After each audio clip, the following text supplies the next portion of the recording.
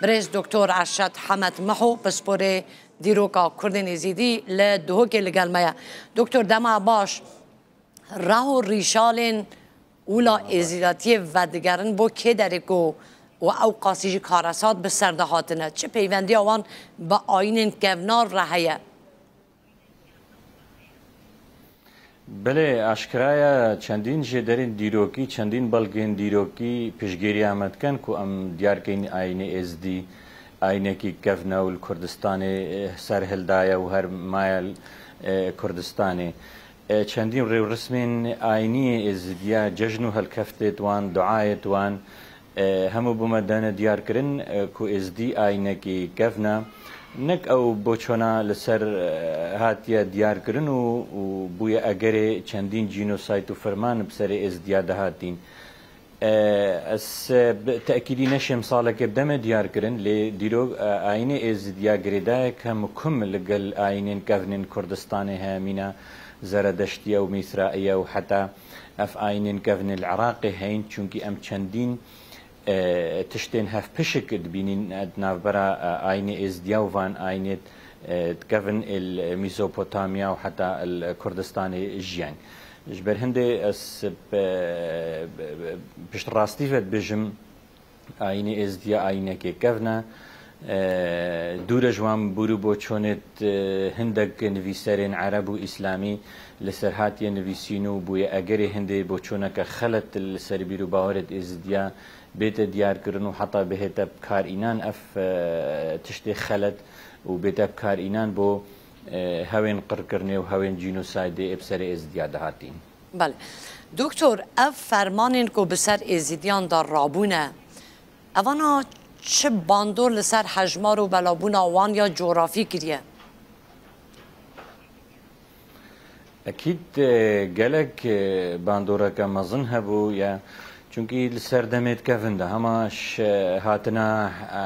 أمويا وعباسيا وحتى عثمانيا هاتين اف هاوين قركرني بدجي ازديا دست بكرينا وك من قوتي بوچونك خلت سبارت بيرو باورين ازدياين آيني هبو وهردم بو مرطالك بو هندك حكامك وهاوين جينوسايد بينسر ازديا جدرن دیروکی وقت ما خواندین دن دیار کرن او دفرت ازدیل دیجیان هرج باکور کردستان ودگرتن حتی نزیکی آذربایجان بونو حتی دشت حریری حتی دشت داسنیا اوا یعنی دفرت ازدیل نشین یعنی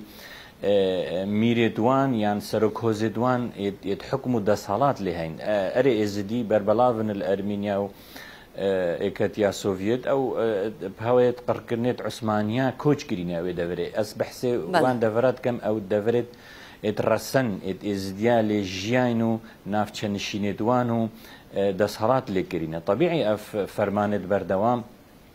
وكريا جمارة ازديا كم بد جمارة جغرافياوان هيدي برطنقد بت يعني ميرجها ازديا هبو الحلبة ميرجها ازديا هبو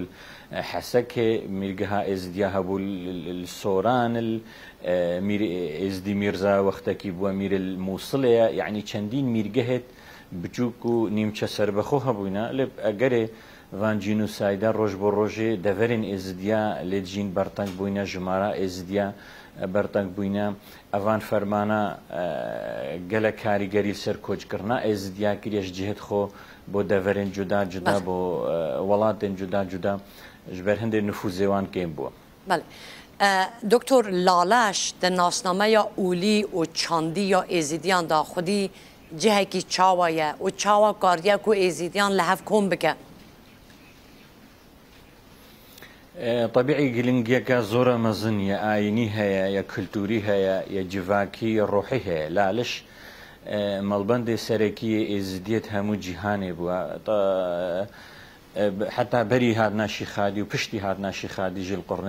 يازدي ودوازدي بو ناف ازديا اف برزقها لالش جهك جرينج بو ازديال لهف جميعين الازديلوي ريو رسمت ايني يت ازديا ججنت ازديا هنا الفي برزقهتين يعني لالش برزقها لالش بو جهك زۆر گرنگ بۆ مانە ئێزدیاتی بۆ مانە ڕێو ڕسمێن ئێزدیا بیر و باوەرن ئێزدیا هەردەم زەڵامێن ئاینیên ئێزدیا ji بابە شێخ و بابە چاویش و فەقیر و قەواڵێن ئێزدیا vê پەرزگەهê کۆم بووینە بیر و باوەرن ئێزدیا شڕۆڤەکردینە و پاشی بەلاڤەکردینە بۆ هەموو ئێزدین جیهانێ. دکتۆر ئەرشاد وەکە civakeke xwedî baweriyên ûlî yên taybet êzîdî zêdetir weke civakeke daxistî yan jî girtî tê naskirin sedema vê girtîbûnê çi ye؟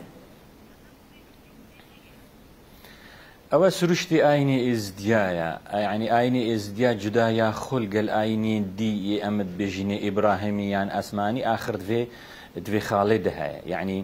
ئێزدیاتی ئەم دوێ باوری دەینێت چەند قۆناغادا دەرباز بووە قۆناغا بەری هاتنا شیخادی قۆناغا دیرۆکاکەون و حتا قۆناغا مێژوە حەدیث یان مێژوە نو بۆچیە ئەف ئاینی ئێزدیا ئەف طبیعەتە هەیە ئەوە یعنی خاڵا جێواز ئنەهو ئاینی ئێزدیا ئاینێکی گرتیە نەک جڤاکە ئێزدیا یعنی بیر و باورێت هەر کەسێکی ئێزدی بێتە بدەیک و باب ئێزدی بێت نەکە نە ئاینێکی وەکی عەرەبیت بێژن تەبشیریە نایەتە بەڵافکردن بۆ غەیرە کەسی دی بەلکو ئەو کەسی ئێزدی بێت دەیک و باب ئێزدی بێت ئەوە ئالێکی بە فاکتەرێک بووە بۆ پاراستنە ئاینی ئێزدیاتی هەش قۆناغت کەڤندا هەتا سەردەمێتنەوە ئالێکی ڤەژی فاکتەرێکی خراپ سەر ئاینی ئێزدا و جیڤاکی ئێزدیا ئەوە بووە خەلکی دەوروبەر دەسەڵاتی دەوروبەر ئێزدیاتی نەگەهن بۆ چۆنێت خەلەت سەر بدەن ئێزدی نەخودێ پەڕێسن یانجی چەندین چیرۆک و جیڤانۆکت نەواقعی ئێزدیا ڤەناینە ئەو فاکتەرە بووە ئینەهو ما ئێزدیاتی بۆ خەلکێکی دی شرۆڤە نەگریە بۆ چۆنێت خەلەت سەرهاتینە گوتن هەتاش ڕای جڤاکن دەوروبەرێت مە دەست هەڵاتدارێت دەوروبەرێ مێل کوردستانێ ئێکشوان فاکتەرا بووە نهوتێک نەگەهشتنە ئاینی جیڤانکی بووە سەبەبێ ئەف هەوێن قڕکردنێ سەری ئێزدیا بێن ئەگەر نەش لایەکی ڤە فاکتەرێک بووە بۆ بەردەوامیدانیان دەیموما هەبوونە ئێزدیاتی الڤێ دەبەری.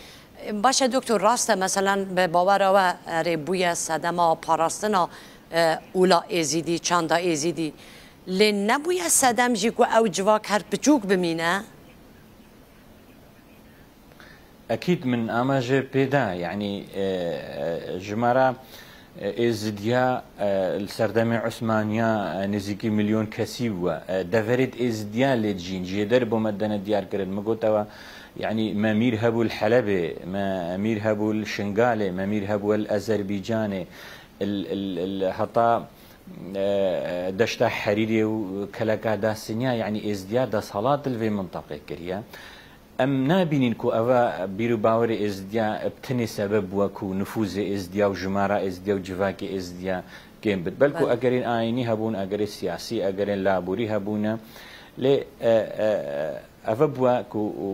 هاتیە ئەستغلالکردن یعنی دژمنن ئێزدیاتی هەردەم ئەف خاڵەدا دیارکردنە کو بدە مەرتاڵک بۆ دژیکردنە ئێزدیاتی نها يعني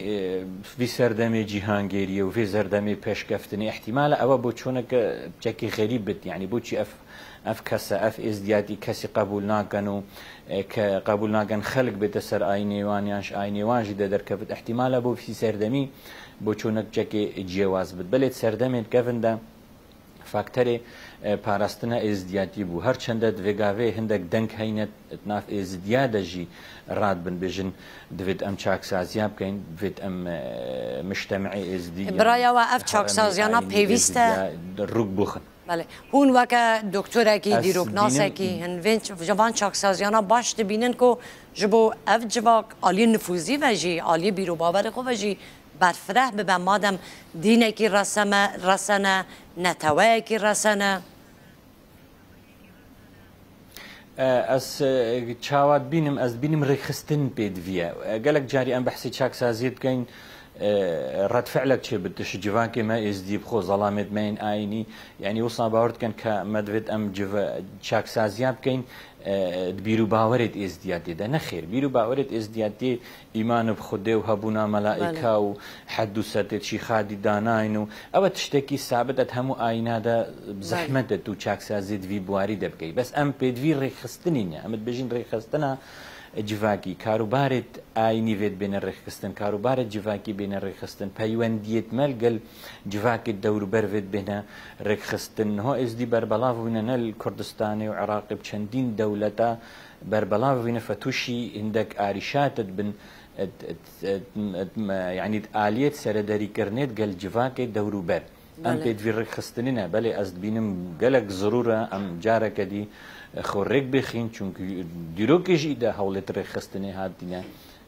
برايا اف نفش نو بتايبتي اوي کوچ کرنه تدی در بازی ولاتان بونه در بازی باجارندن هر یه کردستان خوب بونه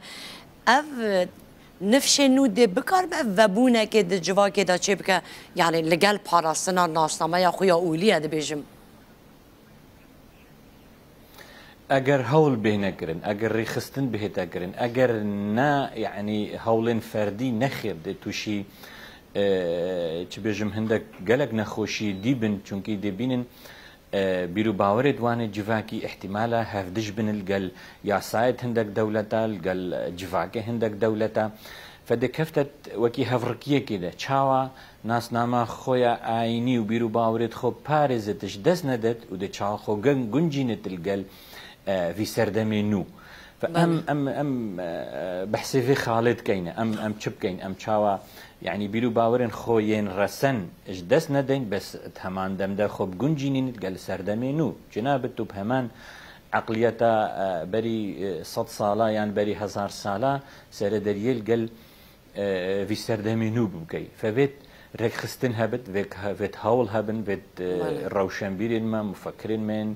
ازدي هندك ريجا چاريا ببينن توعية في خلقي بهتا كرن تو دي چاوا مجابهه كي خب گنجيني قال سردمينو سردمي جيهانگيري سردمي چه بيجم هندك تشتيت قالك پیشکفتن درکتیا اللي ناس ناما خوجي جدس ندي باريزي گلک سپاس کم دکتر لگل ما بوی سپاس بوبرز دکتر ارشد حمد محو بسپور دیروگا کردن زیدی لدوکی گل ما بوی هر بجی